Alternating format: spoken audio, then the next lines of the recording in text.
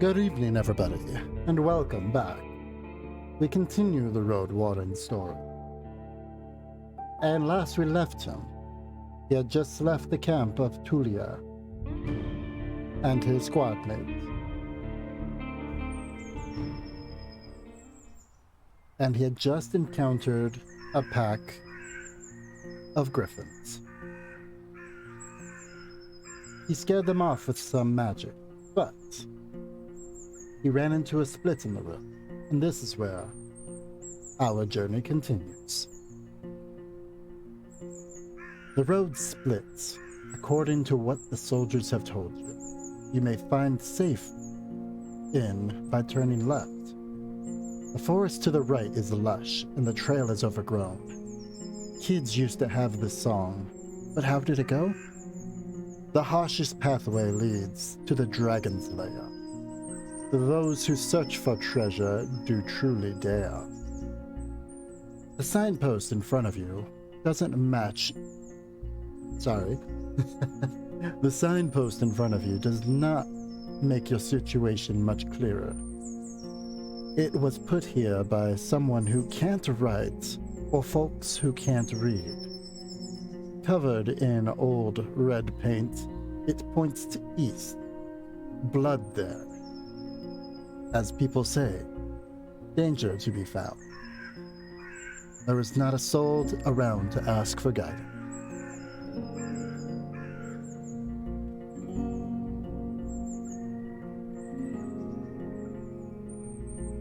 Sodal will be my trusty steed. Sodal is peaceful as you stroke its mane. Maybe it can't help you choose a path, but you've spent many years together. Happy to go on, it takes a couple of steps forward. You spot a few berry bushes and wild cabbages, but they still need at least 2 weeks to gain maturity. Time to take a turn. Heading to the left will take us towards the inn that the soldier mentioned. Heading to the right leads to danger, impossible glory. But for now, I feel we need to head to the west. Sadal trots with ease, unbothered by the few branches covering the beaten road. The birds' songs and distant howls draw your attention to the forest, which gets sparser and brighter. You spot boars, roe deer, and saurians. The sight of a nearby wolf pack worries you. But once you push your hips forward, your palfrey enters a canter. The beasts do not give pursuit. The speed alone will protect you from many dangers. You notice a small stone tower, taller than the trees. Ah, we must have found the inn.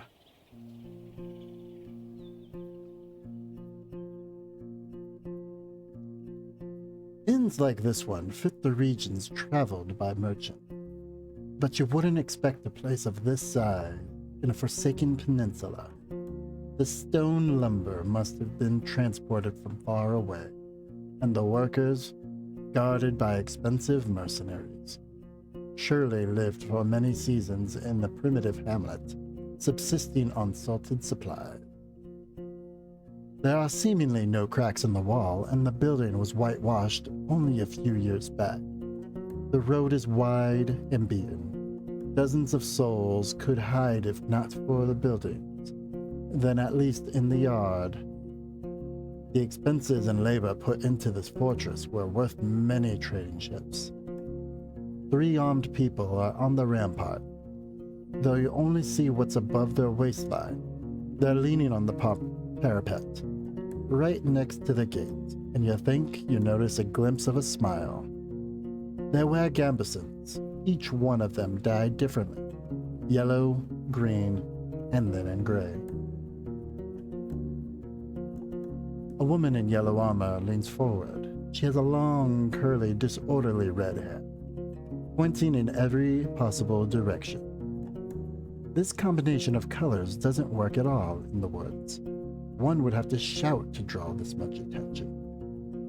There's still a fair distance between the two of you, but she speaks loudly. I haven't seen a horse for years. I just said it's weird to see such a large jackass, huh? Her voice is young and strong, with an accent that reminds you of villages spread around Hovland. But no jackasses wear saddle, I'd say. She exchanges a few words with the male guard wearing green, giving you time to move closer. Well, this one here says there's really a donkey saddles.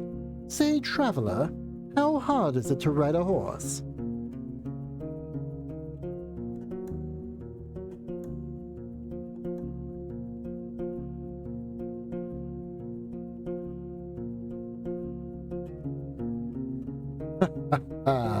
You wouldn't believe it. The lessons were quite a pain. You get off your horse and imitate the silly walk from the day that you followed your first long journey. When your whole shell was cracked, you illustrate the pain as you move your hand from your back to your hips and then thighs. In return, the gods tell you about the time when they had to carry their friend with bitten off legs for 3 days straight, through the heart of the woods. Meanwhile, the other guards open the gate. You may be a good mood, but don't get so noisy when you talk up to our boss. That man never smiles. He has the world's suffering sculpted on his face. She leads you under a roof, under which your palfrey can rest, tethered with a cord to a wooden post near some old hay. Once you're ready, go inside. Speak with our boss. Maybe you're hungry. The other guards take care of various chores. They peek at your mount every now and then, as they're splitting wood, cleaning their clothes, weeding the garden patches, and moving chairs. 2 of them are making a rope. You leaned toward the end, hearing the piercing scream of a boar on the other side of the yard.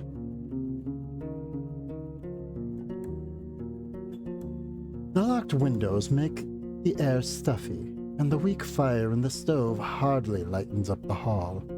A muscular man is sweeping the floors near the stairs, but after he glances at you, he leans the broom against the wall and heads behind the counter. You're lucky to show up. His voice is a deep, soft, a city-like accent. I've a keg of decent ale, wormwood, bog myrtle, juniper berries, and cat's foot. He fills the mug carefully and puts it on the countertop. It's going to spoil soon. A day, maybe. And we don't drink here before the even. I hate to see the good stuff go to waste. His skin is dark, almost purple, rare among the southern tribes, and his hair is naturally bluish. His clothes are quite fancy for manual labor. The elegant tunic wouldn't stand out in a city square. The planks let out a creak every step you make, so you slow down a bit. You could swear the innkeeper made little to no noise. Here you go. But just so you know, my pelt of the north doesn't belong to Hovelan. You can sleep on the floor if you wish so, but if you want a bed or a meal, you have to pay. We may have some leftovers for dinner, but I'd need to check.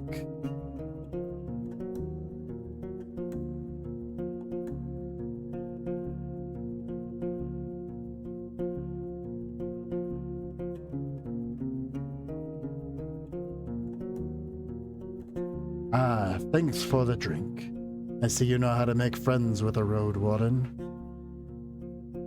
He meets your eyes with a puzzled look, then grabs a wet cloth and starts to wipe down the shelves. From time to time, your conversation is interrupted by splashes of dirty water in a wooden bucket. Well, nothing is truly free. I have work for a soul on the road, but I don't need a new mouth to bubble. I value my time, and you should value yours.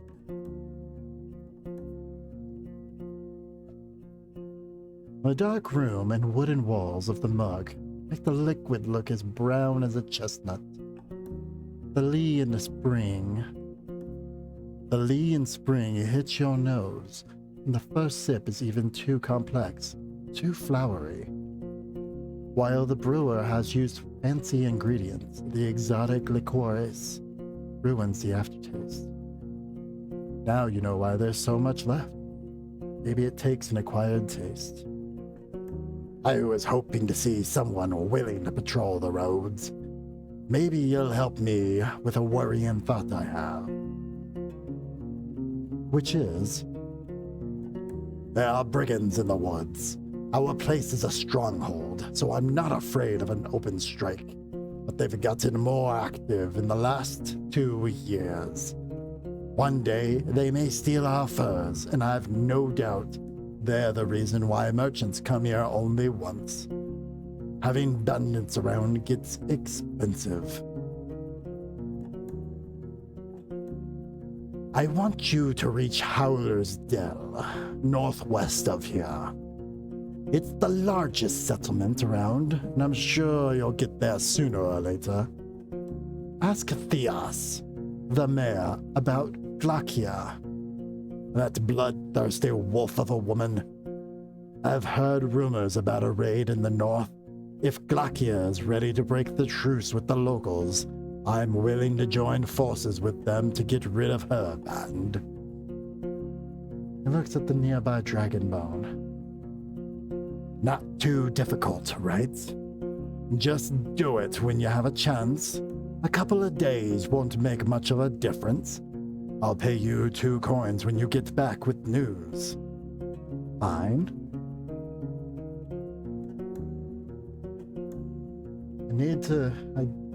I need to prove myself. Though I feel 2 coins is less than needed, or lowering my fees, I nod. Great. What else do you need? I could eat something. Do you have any leftovers? Yes, I fed them to our boar. I won't give them away for nothing. He tells you to wait, and then leaves the building for a few minutes and returns with a wooden bucket and a long stick ending with a hook. Go through the gate, turn left. You'll see a bunch of bushes.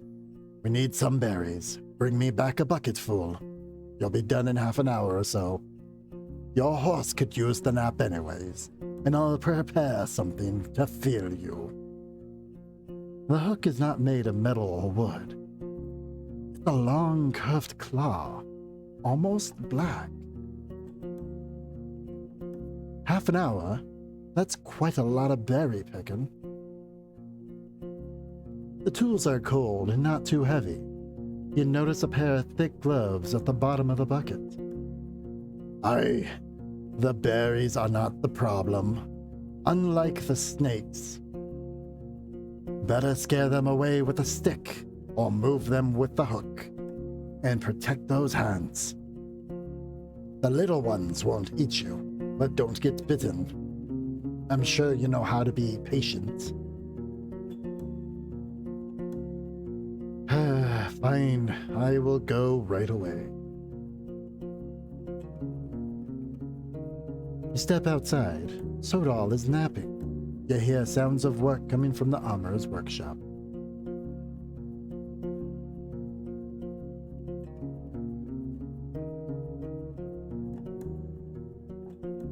You walk past the well and find a small open shed, not unlike the stable, but with a humble set of tables, carving tools, hammers, sharpening stones, pincers, knives, and some other tools.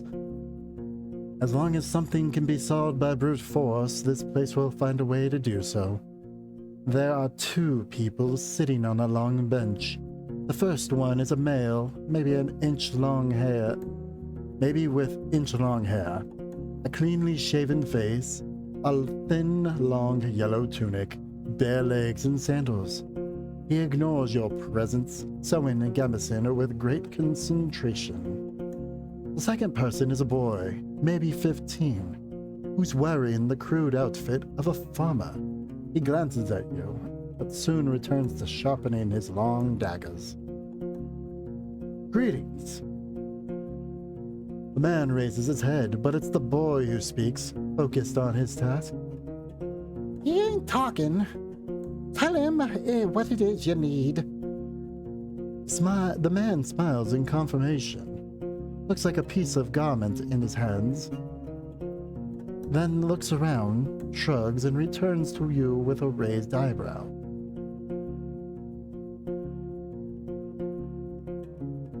Learning the trade, I see, youngster. Kind of. He answers reluctantly, but his teacher pats his knee, giving him a harsh look. Yes, we both ain't masters, you see. There's no soul to teach us, so once I'm ready, I'll try hunting instead. Fixing things for others is, well, boring. The man grunts sound, though you don't understand it. He said safe. Let's meet in the middle. Boring, but safe.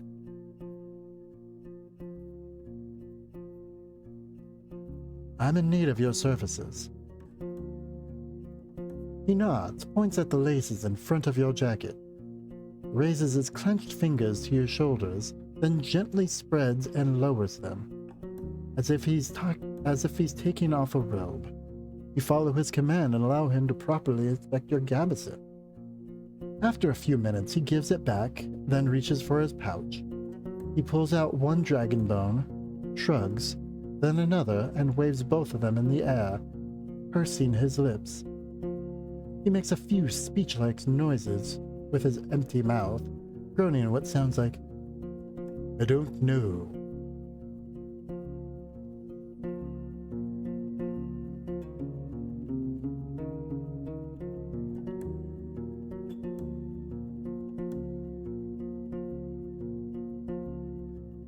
I feel like this gambeson could use some adjustments. He ain't that experienced, says. We do this and that, but only simple things. Oh, could you patch my clothes if they are torn? He shakes his head and points at the uneven seams of his own tunic, then grabs a crude bone needle and shows you its broken head. You wouldn't even if he had the tools. But you can try Howler's Den or Gale Rock. Why, thank you, young lad. Time to go forage for some berry. The innkeeper knew what he was talking about. You put on the gloves and look through the bushes from a safe distance. It doesn't take long before you notice the first serpent lying on a rock somewhere in the thicket. The creatures are not that large, and even if some of them hiss at you or slither closer, the jabs of the hook keep them at a distance. You don't know much about these berries. They are round and reddish. You wouldn't trust such a color even if you were looking for food in the wilderness. The plants don't have thorns, but the leaves are very harsh, so you make sure to thoroughly cover your skin with your clothes. You have to look through so many bushes to fill the bucket, but the presence of insects and snakes does not allow you to relax. You return to the courtyard. Two of the guards are participating in a friendly skirmish. Their wrestling is accompanied by a crowd.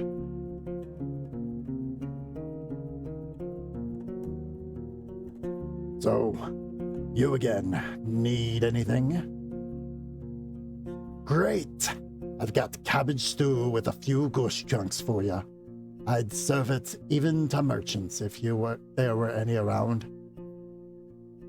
And like I've said, I rarely have food to spare. But feel free to ask if you ever stop by. You may be lucky, and I've been cooking my whole life. Why, thank you. And how did that old hook of mine work out for you? I see you still have your hands. I kind of want to buy it. Can't you make one for yourself? It's the claw that really grabs my interest, honestly. Ah, I see. It is a nice one, ain't it? My gods once had to get rid of a pebbler. You can't really eat them, but their claws and bones are durable enough. So we put them to good use. A single coin will be fair. Why, thank you, kind innkeeper. I am looking for Asterion, the previous Roadwarden. Are you now? He goes to the table. Oh, he goes to the table and invites you to sit down with him. I don't think I'm gonna be of much help. But I do want you to find him, so... Asterion and I made a risky deal. Well, a very promising one to be sure. Last time he was here, he took 50 coins. My half of the investment. You get my coin, or at least find out what happened to the guy. I'll make sure you won't be disappointed after bringing me the news. Could it be that Asterion stole the coins and ran away? I just think Asterion ain't that kind of soul that would do such a thing. For him, it wasn't much of a fortune, and I'd risk saying he had earned my trust. Not only mine, you know. It's easy for a Roadwarden to make connections. He always had places to go, things to take care of. I've asked travelers. I've sent a couple of my pals to find him. No real news.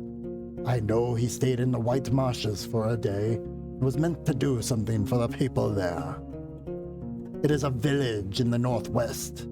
Stay on the main road until you reach the bogs, and then enter them. You may get there before dusk. So, let me know once you find out anything. We may yet return to this whole investment thing. I'll think about it, good sir.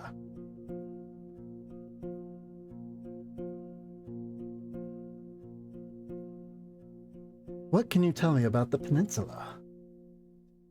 What could anyone say? This place doesn't even have a name unless there's an old book in an archive.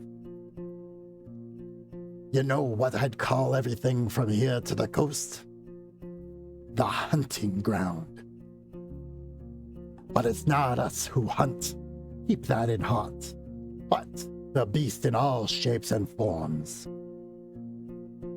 His words gained confidence slowly, which is strengthened by his deep voice. I've lived in this inn for over 10 years now, and I've only seen a couple of roads, a couple of places. It's just, once you get here, you see how harsh it is to hit the road. You have only more reasons to stay at the warm stove behind a wall. Even if it's suffocating. I'm sure you've heard a lot already, that the people don't build hamlets anymore, and that there are no more ibexes from the south, and the traders stay for only a few days. All of our iron is used for the cauldrons, not swords or tools. Are the eastern roads as rough as you've heard? Pretty much. Don't leave the main road, I'd say. Not so far from here, you'll find an old dolmen. A few of my people had to spend a night there, and monkeys stole the food and gougs from the bag. It was my fault. Wait, no, it was their fault. One of them had fallen asleep in the middle of his watch. But you know, the eastern forests are wild. The roads are rough, and almost no souls live there. One day, all these roads will be swallowed by the trees again. The furthest my team has ever gone was to the home of the Enchantress. Just stay on track until you reach the crossroads right near an abandoned watchtower. From there, turn east. You'll recognize the place. It's a nice home in a lonely meadow surrounded by a wall. Kinda like our walls, but simpler, without coating. She lives like a hobbit. Udokia. Dosia. I don't even know how she survives there, but if you don't have decent coin, you won't find much there. So, back to the crossroads. If you turn left instead, you'll find a road. People stay away from it. It connects the tower and the monastery. A shortcut between the two sides of the peninsula. I was warned by the locals not to use it. It already belongs to the beast. And what about to the west? Aye, well, there'll be hills nearby. Then you'll find a village, maybe an hour away from it. It was destroyed by the beast almost a decade ago. Nothing to see there now. The goblins live there now, so most people just travel around it. Plus, they say it's haunted. But who knows? And better yet, who cares? You'll get to a large tree on the edge of the swamp. For the locals, it's sacred. You're not used to hearing someone mentioning pagans as if there's nothing unusual about them. There's a small path south which leads to an old mine in the mountains. Unfortunately, nothing to find there. But keep riding north, and you'll find the Howler's Dell, set at a clean brook. Farmers live there, and Morphlins, and druids. They'll let you stay for a night, but they're not cheap. If anyone thinks my prices are bad, it means they haven't been to the Ape Ale yet.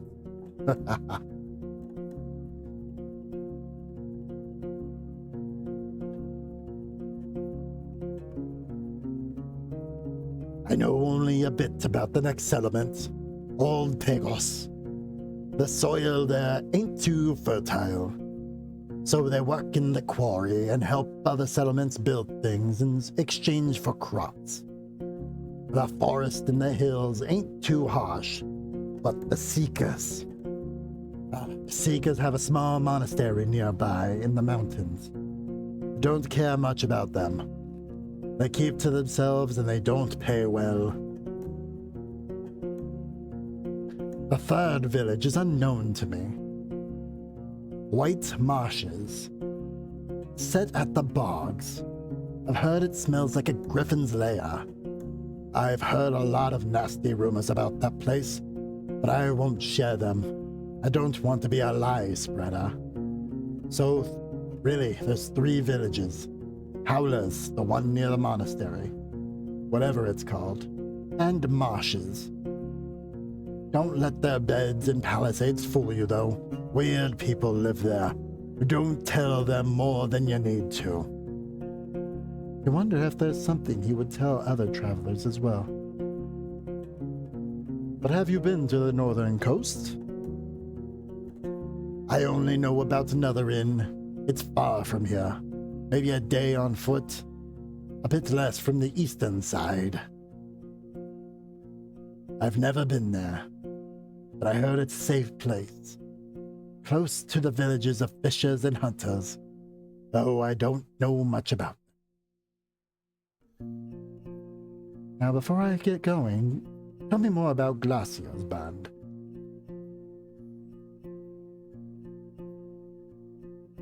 Right. I'll get it from the mayor.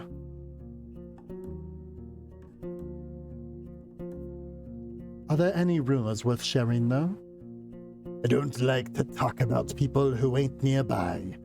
Show me first that you're someone worth changing habit for. I didn't expect to find an inn of this size in a place such as this. Ah, so you know a thing or two after all. It was built long before we arrived, and it didn't work out well for the previous owners. Once the war ended, they left. Not enough travelers, bad trade, the village sticks to themselves. We, however, we came prepared, and now we're prospering. When you ask how they can afford all the supplies, he runs his fingers through his dark hair. I'm not against running an inn, but we don't rely on guests. We're the ones doing all the trading. My hunters are a clever bunch. Stay safe in the forest. In exchange for furs, claws, and bones, we get what we need and more, both from the north and the south. We've had a good life here. We spent a whole lot on armor, crossbows, lumber, spears. Maybe in another 10, maybe 20 years, we'll have enough savings to move to Haviland and not work for another day of our lives. We take risks, but smartly. The team is stronger than ever, and I have big plans for us. It's quite surprising to find a purple-skinned man so far in the north. I ain't seen a soul looking like this since my ma died. It's not a fascinating tale.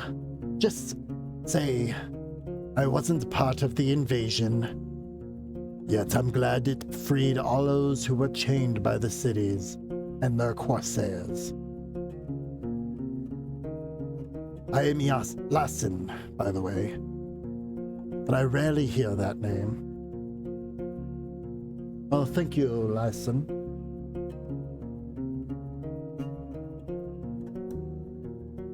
I mean, there's a story, but not a good one.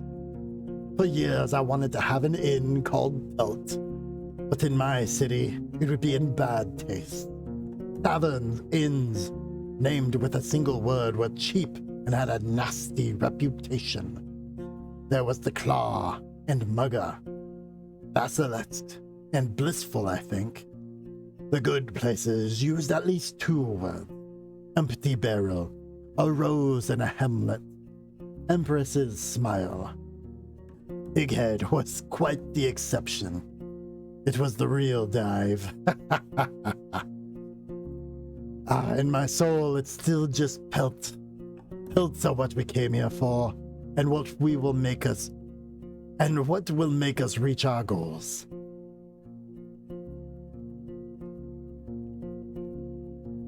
How much money do I have left?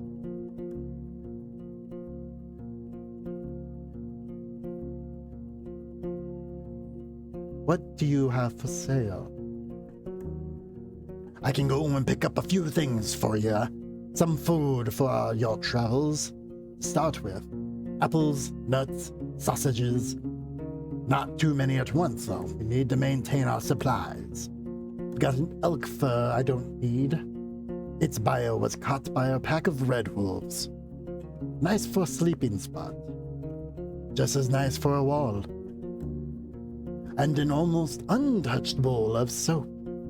Priceless for a traveler. Made of fine oak ash. Strong, though. You should have some better supplies before you start your own bathhouse. After you mention something, you'd like something more useful on these roads, he looks down.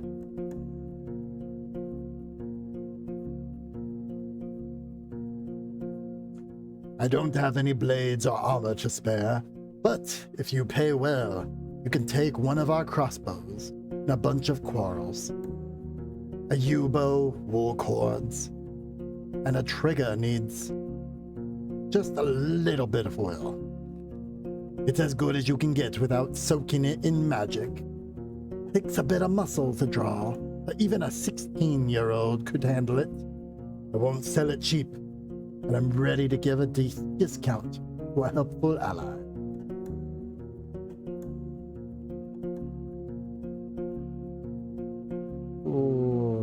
expensive. That's expensive.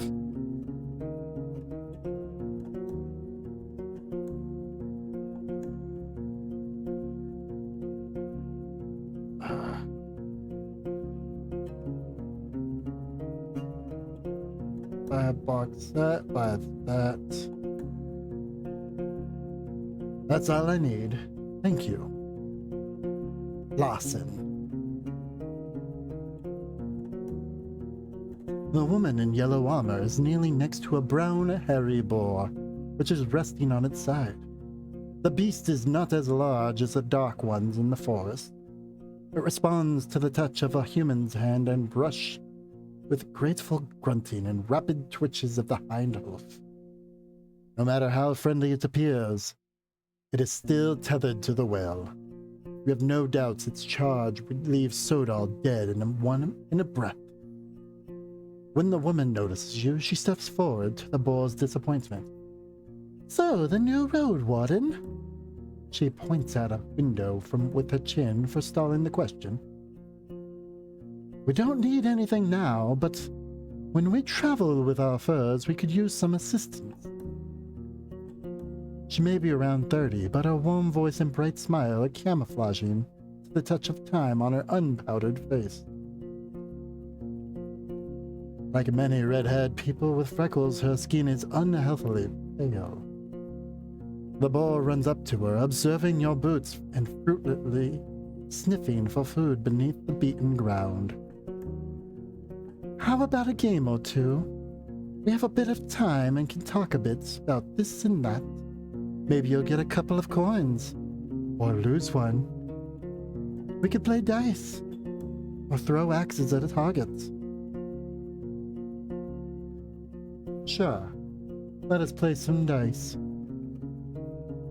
Your arrival, especially the dragon bone you pulled out, are cheerfully welcomed. 2 of the guards bring a table from the inn. Another one prepares a couple of stools and a chair. There are also spectators. You've been told that the other hunters are either sleeping or have duty on the tower. Remember, no magic. The game is new to you, but you're in no way baffling. 4 people can play at once. The wooden dice are long, and with only 4 dotted faces. Every time one wins, they get a point. And the person with the most points at the end of the game wins all the coins. As you play, you don't feel like you have much control over the results. You share the casual jokes, memories, and views on luck and optimal strategies. Sodal and Tulia's camps are also brought up. But when you ask about the roads and the locals, the stories are vague. The drinks are here. It's a poor beer made of leftovers after the regular brewing. It's cold, sweet, and doesn't reach your head, but you try to avoid the smell. Just don't steal anything. The boar may be sick. In just a few minutes, you get 2 points, which are now represented by smooth pebbles. You really don't know how you got them either. You don't think it's strategy or if it's pure luck. During the final round, you get ahead of everyone, and the spectators playfully comment on your moves. The winner takes all. 3 dragons are placed on the table, and you put them in your pouch. The table and chairs are moved back into the building, and the guard in yellow armor thanks you for playing. Is there anything else you need? I was foraging for berries for the innkeeper. So I've heard. Don't you worry about it. Usually we forage by ourselves, but he wouldn't ask you for a dragon for a meal. He gives small jobs to people all the time, just to see who agrees to do them. Wants to judge who's of use and who's too proud for their own good. I think to myself, my, that went better than I expected. Why don't you tell me about yourself? Oh, what was that? Nah, Roadwarden. We use names and stories amongst our friends. You ain't one. Don't make me tempt curses. Well, thank you for your time, Madam God. The recently renovated wooden roof covers the well from rain and birds. One of the guards is enjoying a cold drink that he drew with a bucket and tells you to use only as much water as necessary. The oak ash soap you own can help you get cleaner.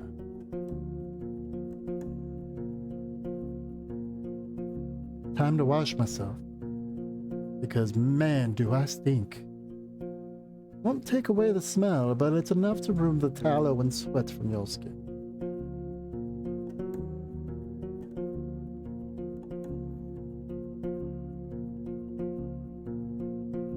You'll pull out some items, but the innkeeper shakes his head. I don't need those, nor could I sell them to anyone. I'd rather make coin than waste them, so bring me something of value.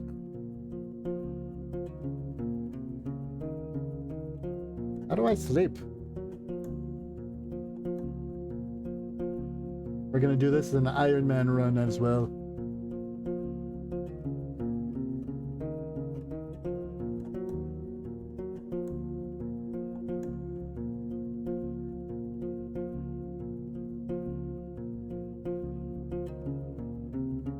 How am I doing on rest?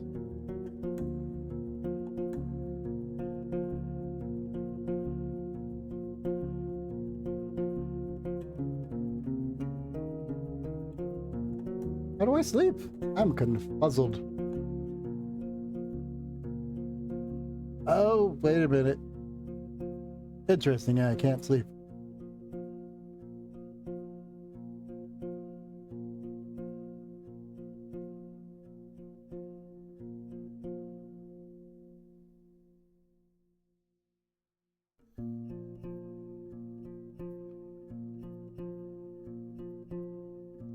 We continue.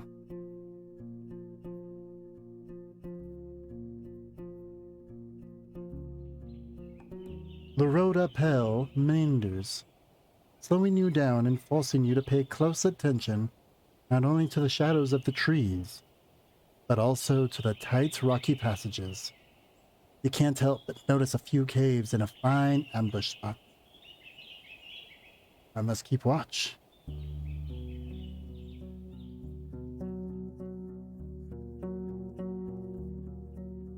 Standing in front of the gate, you hear no voices, no tools at work, no steps. Dozens of birds live among the collapsed roofs, their fluttering, singing, and squawking is free of worries. If you want to travel any further, you need to ride around the palisade. Searching the ruins may take a lot of time. The broken gate in the north will lead you to the village.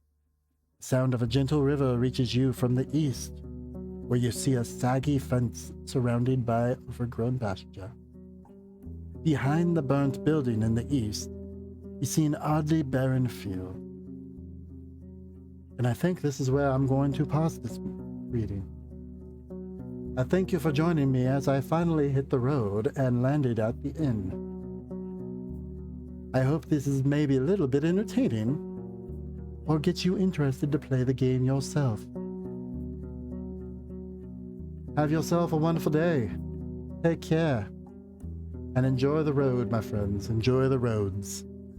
We'll return and figure out the next plan next time.